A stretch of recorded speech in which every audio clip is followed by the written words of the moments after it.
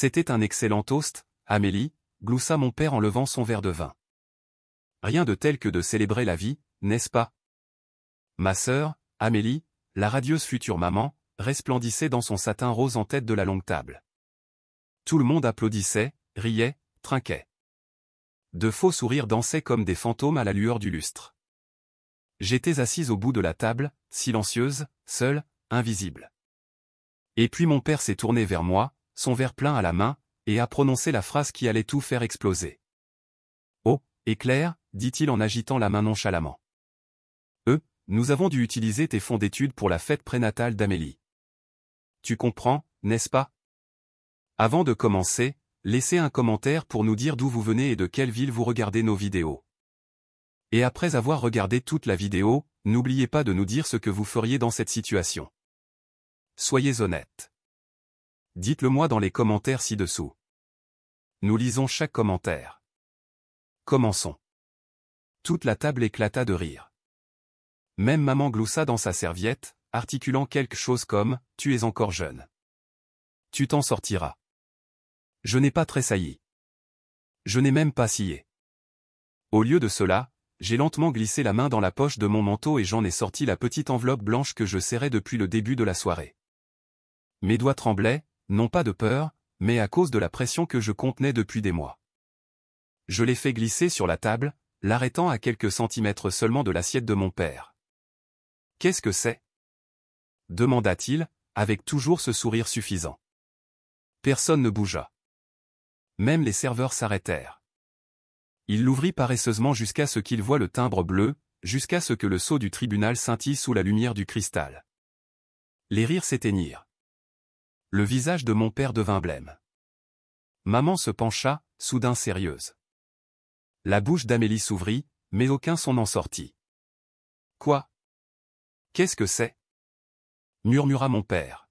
« Une assignation en justice, dis-je, la voix froide et égale. Déposée il y a 2 semaines.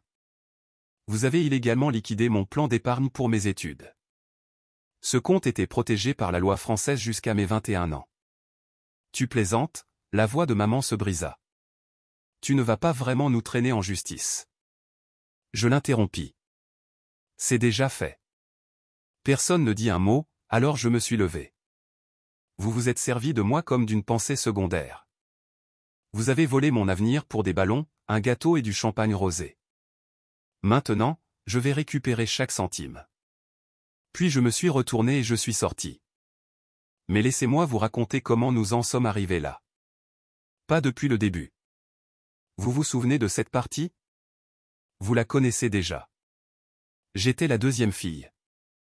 La silencieuse. Celle qui n'avait jamais besoin d'autant. Celle qui pouvait attendre son tour. Mais ce dîner ce fut la fin de l'attente.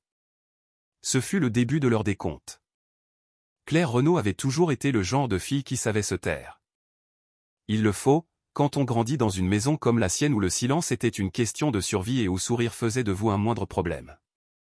Elle avait obtenu son baccalauréat avec mention très bien, refusé des bourses dont elle ne voulait pas que ses parents s'attribuent le mérite, et avait été acceptée dans l'une des meilleures écoles d'architecture de Paris. Mais lorsqu'elle reçut la facture de son premier semestre, tout s'assombrit. Le plan d'épargne était vide. Les économies qu'elle n'avait même jamais touchées envolées. Elle avait appelé la banque, puis le gestionnaire du compte, puis un avocat. Et ce qu'elle apprit la secoua jusqu'à la moelle. Son père, usant de sa position de co-signataire, avait vidé le compte 3 mois plus tôt. Le retrait était libellé, frais d'événement. Amélie. Claire se souvenait encore de la sensation dans ses entrailles, comme si quelque chose de pourri y avait éclos. Pendant des semaines, elle garda le silence. Elle allait dans un IUT le jour, était serveuse le soir, et restait éveillée jusqu'à 3 heures du matin pour apprendre seule les logiciels de design en ligne. Elle ne pleura pas. Elle ne cria pas. Elle planifia, et elle garda l'enveloppe. C'est pourquoi le dîner de la fête prénatale n'était pas juste un dîner de famille. C'était un piège. Et ils y sont tombés comme des imbéciles aux yeux bandés. Les répercussions commencèrent en quelques heures. Au matin, son téléphone explosa de messages. « Maman, Claire, s'il te plaît, appelle-moi. Nous ne le pensions pas comme ça. Père, tu ne sais pas ce que tu fais. Laisse tomber ça. Parlons-en. Amélie, tu nous as mis dans l'embarras. Si tu voulais de l'attention, félicitations. Tu l'as eu. Mais Claire ne répondit pas.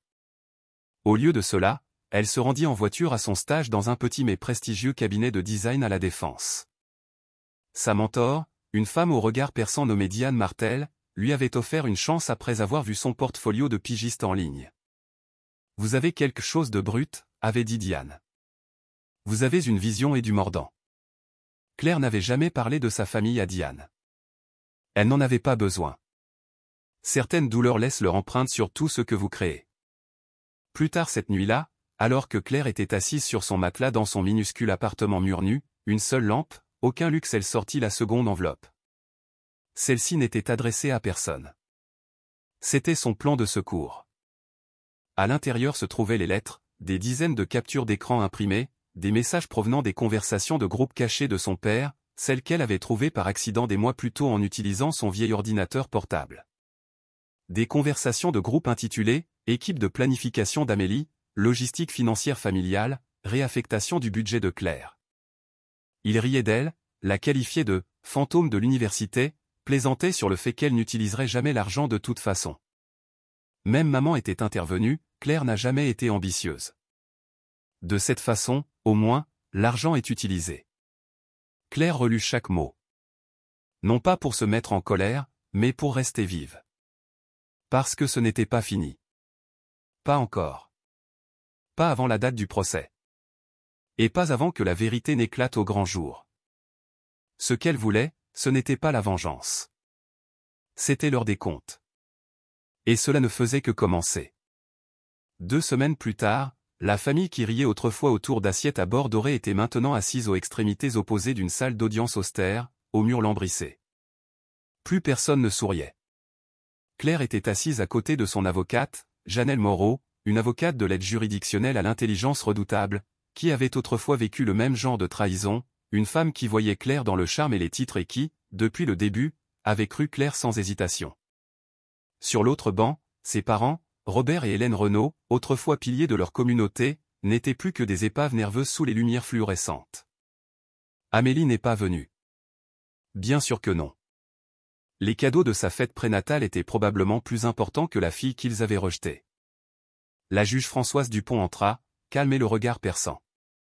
Sa robe de juge se balançait doucement tandis qu'elle prenait place, ajustant ses lunettes et scrutant la salle d'audience comme une mère évaluant les dégâts après une fête à la maison. Claire Renaud contre Robert et Hélène Renaud, annonça le greffier, puis le silence se fit jusqu'à ce que la juge fasse un signe de tête à Janelle. « Vous pouvez commencer. » Janelle se leva. « Madame la juge, ce que nous avons ici n'est pas seulement un cas de mauvaise gestion financière. C'est une trahison de la responsabilité fiduciaire par 2 parents qui ont privilégié le spectacle au détriment des principes. Les fonds d'études de ma cliente étaient sur un compte protégé. C'était son avenir, sa vie, et ils ont été entièrement dépensés pour une fête. » Elle tendit des documents imprimés à l'huissier, des relevés bancaires, les documents d'ouverture du compte, les registres de retrait. Claire ne regarda pas ses parents. Elle n'en avait pas besoin. Elle avait déjà vu la vérité sur leur visage au moment où ils avaient vu ce sceau du tribunal des semaines auparavant. Robert se leva à son tour. Il portait un costume gris qui ne lui donnait plus l'air confiant, mais seulement fatigué. « Madame la juge, commença-t-il, la voix plus fluette que dans le souvenir de Claire, nous n'avons rien volé. Nous avons réorienté les fonds pour le bien de la famille. Mon autre fille commençait un nouveau chapitre. Cela semblait juste. Claire était à la dérive. Elle ne nous a pas fait part de ses projets. Nous pensions. Vous pensiez mal, le coupa la juge Dupont, sans détour. Vous pensiez que votre silence vous protégerait. » Robert se rassit lourdement. Hélène tripotait ses perles. Son silence était plus éloquent que n'importe quel témoignage, poursuivit la juge. « Claire, souhaitez-vous parler avant que je ne rende ma décision ?» Claire se leva lentement. Elle n'était pas nerveuse. Elle était prête. « Je ne suis pas ici pour l'argent, dit-elle. Je suis ici parce que j'ai été effacée. » Elle regarda ses parents pour la première fois. « Vous ne m'avez même pas demandé si j'allais toujours à l'université. » Vous ne m'avez pas dit ce que vous aviez fait. Vous avez simplement pris une décision comme si je n'avais pas d'importance. Sa voix tremblait, non pas de faiblesse, mais après des années à s'entendre dire de se taire, d'attendre, de comprendre. J'ai mérité ces fonds, chaque mention au bac, chaque nuit blanche, chaque emploi que j'ai pris pour ne pas vous déranger. Vous avez pris quelque chose de sacré, et vous n'avez pas sourcillé. Elle plongea la main dans son sac et posa doucement quelque chose sur le bureau devant elle, un épais plan roulé, noué d'un ruban rouge. Mon premier projet de design. Je l'ai imprimé ce matin avant de venir ici. Elle le tourna vers la juge. Parce que peu importe ce qui se passera aujourd'hui, je continue de construire ma vie. Même avec rien.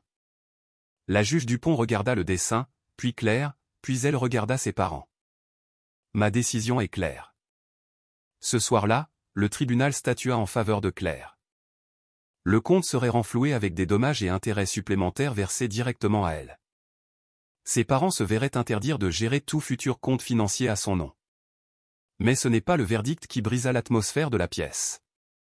C'est ce que la juge dit juste avant de partir. Aux accusés, vous n'avez pas seulement échoué en tant que fiduciaire. Vous avez échoué en tant que parent, et cela vous a coûté quelque chose de plus que de l'argent. Vous pourriez ne jamais le récupérer. Les parents de Claire ne dirent rien. Alors qu'elle sortait, son père ouvrit la bouche pour parler, mais les mots moururent sur ses lèvres, et Claire ne se retourna pas. Cette nuit-là, Claire s'assit dans son appartement et fixa le plan. Elle ne se sentait pas triomphante. Elle se sentait purifiée, comme si une blessure avait enfin cicatrisé. Et puis son téléphone vibra. Un nouveau courriel de Diane Martel. Objet, opportunité. Claire, j'ai vu l'article dans la presse locale sur votre affaire. Quelqu'un l'a fait fuiter, mais cela a mené une cliente à votre portfolio. Elle veut vous rencontrer. Gros projet, rénovation d'un loft haut de gamme. Vous êtes prête? Parlons-en lundi. Claire fixa l'écran, sa bouche s'étirant en quelque chose de rare, un vrai sourire. Parce que pour une fois, le monde ne lui disait pas ce qu'elle ne pouvait pas avoir. Il lui demandait ce qu'elle pouvait construire. Lundi matin, Claire se tenait devant un imposant immeuble haussmannien dans le Marais, le cœur battant dans sa poitrine. Elle portait la seule tenue professionnelle qu'elle possédait, un pantalon bleu marine repassé et un chemisier blanc ajusté. Ses boucles étaient relevées, et elle serrait son portfolio de croquis comme si c'était une armure. À l'intérieur du hall, tout brillait, sol en marbre poli, luminaire doré, un arrangement floral si spectaculaire qu'il avait probablement son propre code postal. Une réceptionniste l'accueillit. Claire Renaud? Oui, réussit-elle à dire. Vous rencontrez Madame Lefebvre. Dernier étage. Claire monta dans l'ascenseur jusqu'au 6e étage, son reflet se déformant dans les panneaux de miroir tandis que son esprit s'emballait. Tout ce que Diane avait dit était, la cliente a vu votre travail. Elle n'est pas conventionnelle, mais elle a beaucoup d'argent, et c'est vous qu'elle veut. Les portes s'ouvrirent sur la lumière du soleil. L'appartement terrasse ne ressemblait en rien à ce que Claire attendait. Pas de luxe stérile, pas de design rigide. Au contraire, on le sentait habité. Des bibliothèques couvraient les murs, des tableaux étaient posés contre les murs au lieu d'être accrochés. Et près du balcon ouvert se tenait une grande femme en pantalon noir sur mesure, sirotant un café, avec des cheveux argentés courts et des yeux perçants qui ne manquaient rien. Claire Renaud, dit-elle en se retournant. Je suis Margot Lefebvre. Claire reconnut le nom. Margot Lefebvre, investisseuse dans la tech, philanthrope et millionnaire notoirement discrète. Elle s'était faite silencieuse ces dernières années après la mort de son épouse. Claire avait lu un article sur elle une fois, au cours d'une de ses plongées nocturnes sur Internet. Maintenant, Margot se tenait devant elle, l'étudiant comme un faucon étudie le vent. « C'est vous qui avez conçu ça ?» demanda Margot en feuilletant le plan de Claire. « Oui, pour un concept de pavillon de musée inspiré par l'idée d'invisibilité et d'émergence. » Margot leva les yeux, intriguée. Pourquoi ce thème? Claire déglutit. Parce que certaines personnes passent toute leur vie sans être vues, mais un jour, elles percent. Les mots restèrent suspendus dans l'air. Margot sourit faiblement. Je veux que vous redessiniez cet appartement terrasse. Démolissez-le. Réimaginez-le. Je suis fatigué de la perfection. Je veux qu'il redevienne humain. Claire sia. Moi? Seul? Margot pencha la tête. Est-ce un problème? Non, dit rapidement Claire. Non, j'adorerais ça. Margot s'approcha, baissant la voix. Vous avez poursuivi votre propre famille en justice. Vous vous êtes battu pour votre avenir. Cela me dit que vous avez un cran que la plupart des designers n'ont pas. Je n'embauche pas votre curriculum vitae. C'est vous que j'embauche. Claire expira. Pour la première fois depuis des semaines, peut-être des mois, elle sentit l'oxygène revenir à son cerveau. Dans les semaines qui suivirent, la vie de Claire se transforma. Elle passait ses journées à esquisser des agencements sur la terrasse sur le toit de Margot, ses nuits à éplucher des catalogues de meubles et à se renseigner sur le bois de récupération et l'isolation acoustique. Diane la guidait à distance mais lui laissait de l'espace. « Tu maîtrises la situation », lui dit-elle un soir. « Certains clients changent tout. Margot est l'une d'entre eux. » Et c'était vrai. Margot n'était pas seulement une cliente. C'était un miroir. Un soir, alors qu'elle contemplait les lumières de la ville, Margot tendit un verre de vin à Claire et dit « Ce qui t'est arrivé, ce n'était pas seulement une question d'argent. C'était une question d'effacement. » Claire fixa l'horizon urbain. « Comment le saviez-vous ? » Parce que je l'ai vécu. Version différente, même histoire. Cette nuit-là, elles parlèrent pendant des heures. Claire lui raconta tout, le plan d'épargne, la fête, l'enveloppe, Amélie, le tribunal. Margot écouta en silence, puis prononça une phrase que Claire n'oublierait jamais, « Il voulait écrire ton histoire à ta place. Tu as simplement repris le stylo. » Un matin, Claire reçut un message d'un numéro masqué. « Amélie, j'ai entendu parler du procès. Tu es contente maintenant? Tu as tout gâché. » Claire ne répondit pas. Elle n'en avait pas besoin. Mais le message alluma un feu en elle. Non pas parce qu'il la blessait, mais parce qu'il prouvait quelque chose. Il la prenait toujours pour la même fille qui restait assise tranquillement dans son coin et avalait les injustices. Il n'avait pas réalisé qu'elle ne reviendrait pas. Jamais. Les semaines se transformèrent en 2 mois. L'appartement terrasse de Margot devint quelque chose de brut et de magnifique. La lumière du soleil se déversait à travers de nouveaux puits de lumière. Des poutres apparentes apportaient de la texture, et Claire conçut un escalier flottant qui devint le sujet de conversation de son cabinet. Un soir, alors qu'elle l'admirait, Margot se tourna vers elle et dit « Il y a un gala le mois prochain. Des prix d'architecture. Je le parraine. Je veux que tu présentes ce projet. » L'estomac de Claire se noua. « Moi? Mais je ne suis que... » « Arrête. Dis-le. » Claire marqua une pause. « Je suis la designer. » Margot sourit. « Et vous avez parfaitement raison. » La nuit du gala scintillait comme une scène de film auquel Claire n'aurait jamais pensé être invitée, et encore moins en être la vedette. Organisé à la Cité de l'Architecture et du Patrimoine, l'événement avait attiré tous les architectes, investisseurs et designers dont le nom valait la peine d'être mentionné. Des lustres dorés se balançaient doucement au-dessus des têtes, la musique jazz coulait comme du vin, et l'air bourdonnait d'une ambition déguisée en élégance. Claire sortit de la voiture noire dans une élégante robe bleue ardoise, simple, nette et parfaitement coupée. Une déclaration silencieuse, « Je ne suis pas ici pour vous éblouir.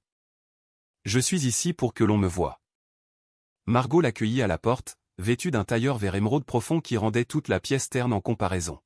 « On dirait une personne sur le point d'entrer dans l'histoire, » dit Margot. Claire prit une inspiration tremblante. Ou de vomir sur ses talons. Vous ne ferez ni l'un ni l'autre. Vous allez vous approprier cette scène. À l'intérieur, les chuchotements la suivaient comme des ombres. C'est Claire Renaud, n'est-ce pas? Celle qui a poursuivi ses propres parents en justice. J'ai entendu dire que Margot Lefebvre l'a choisie personnellement. Qu'il chuchote. Elle avait mérité chaque pas qu'elle faisait ce soir. Alors que le discours principal commençait, Claire s'assit près de la scène, entre Diane et Margot. Ses rendus de design défilaient sur l'écran géant derrière la scène, chaque image accompagnée de halètements et de murmures d'admiration. Quand son nom fut appelé, la salle se tut. Claire se dirigea vers le pupitre, son pouls battant si fort qu'il résonnait dans ses oreilles. Elle s'agrippa aux côtés, et elle parla. « Je ne suis pas allé dans une grande école, commença-t-elle, la voix calme et claire. Je n'ai pas fait de stage dans un cabinet traditionnel. Et il y a 6 mois, je dormais sur un matelas dans un studio, me demandant comment payer l'encre de mon imprimante. Un léger rire parcourut la foule. Mais j'avais une vision et la détermination de la protéger, même lorsque les personnes en qui j'avais le plus confiance ont essayé de me l'enlever. Elle marqua une pause, plongeant son regard dans celui de quelqu'un au fond de la salle. Sa respiration se bloqua. C'était sa mère, Hélène, portant des perles comme toujours, assise raidement à côté de non, ce n'était pas possible son père. Et Amélie. Claire sia, mais ils ne disparurent pas. Ils étaient là. À son moment de gloire. Sa poitrine se serra, mais elle ne flancha pas. L'architecture, pour moi, ne consiste pas seulement à construire des espaces. Il s'agit de se réapproprier l'espace. Son espace. Dans le monde, dans sa famille, dans son histoire. La foule se pencha pour écouter. J'ai conçu ce projet pendant les pires mois de ma vie. Chaque poutre, chaque puits de lumière, chaque arête brute, tout cela est né d'une douleur que j'ai finalement appris à transformer en raison d'être. Elle termina sous un tonnerre d'applaudissements, mais ses yeux restèrent fixés sur les 3 visages au fond, figés par la surprise. Après la présentation, la salle de bal s'anima d'une nouvelle activité, journalistes, clients, investisseurs.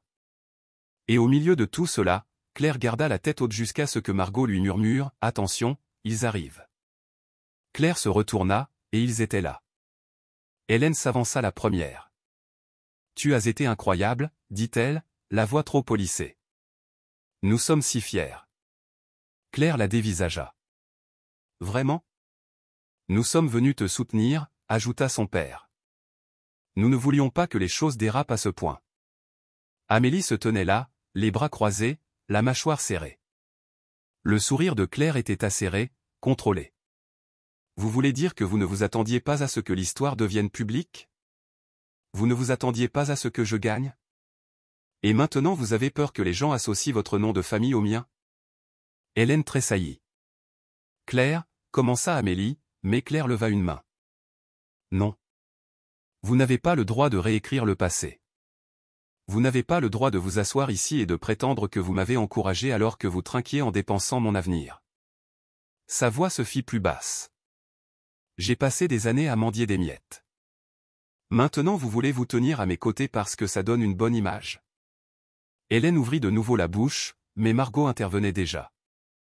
Elle ne vous doit aucune indulgence simplement parce qu'elle gagne maintenant, dit froidement Margot. Elle a construit ça sans vous.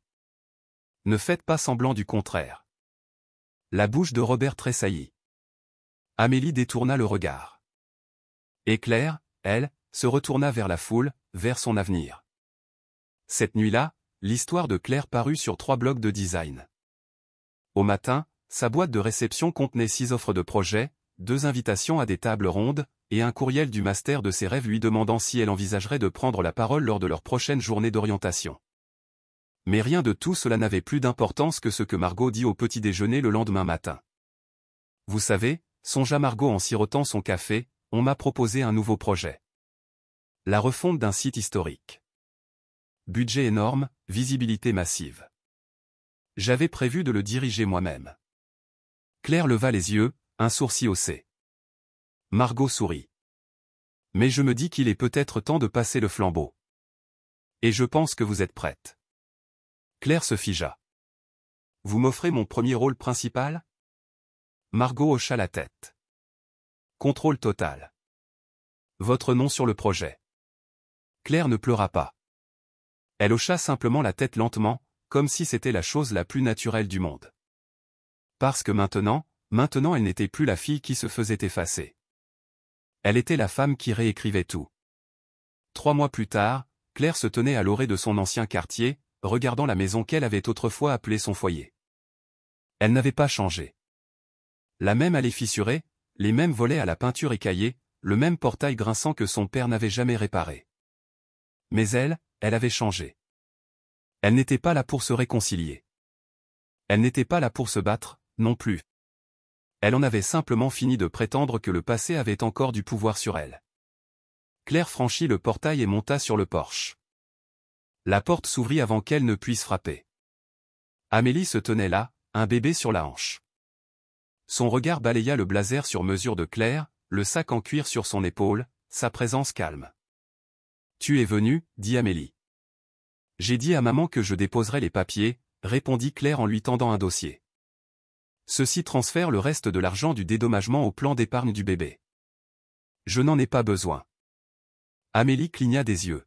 « Tu me le donnes ? » ?»« Je le lui donne à elle. » Elle n'a rien choisi de tout ça. Amélie déglutit, puis hocha la tête en silence. Sincèrement. Je saurais que tu as fait ça. Claire eut un petit sourire. Je n'ai pas besoin qu'elle le sache. Je veux juste qu'elle ait ce que je n'ai pas eu. Depuis le couloir, Claire vit Hélène qui observait en silence. Pas de perles, pas de rouge à lèvres, juste une femme qui paraissait plus âgée que dans ses souvenirs. Leurs regards se croisèrent, et pendant un instant, quelque chose de non dit passa entre elles. Du regret, peut-être. Mais Claire n'avait plus besoin d'entendre les mots. Plus maintenant. Dehors, Claire retourna à sa voiture. Elle ne jeta pas un regard en arrière vers la maison. Elle n'en avait pas besoin. Ce chapitre était clos. Plus tard ce soir-là, Claire se tenait seule au cœur de son lateste projet, la rénovation d'une bibliothèque historique. L'air était calme, poussiéreux, magnifique. Elle passa ses doigts sur le vieux bois de la table de lecture et se murmura, « Ils ont essayé de m'effacer de l'histoire, mais je suis devenue l'autrice. » Son téléphone vibra. Un message de Margot. « Fier de toi. Tu as changé l'histoire.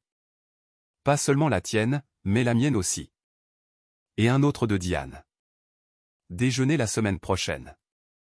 Un magazine veut à nouveau ton histoire. » Claire rangea son téléphone, regardant le soleil filtrer à travers les vitraux. C'était sa vie maintenant.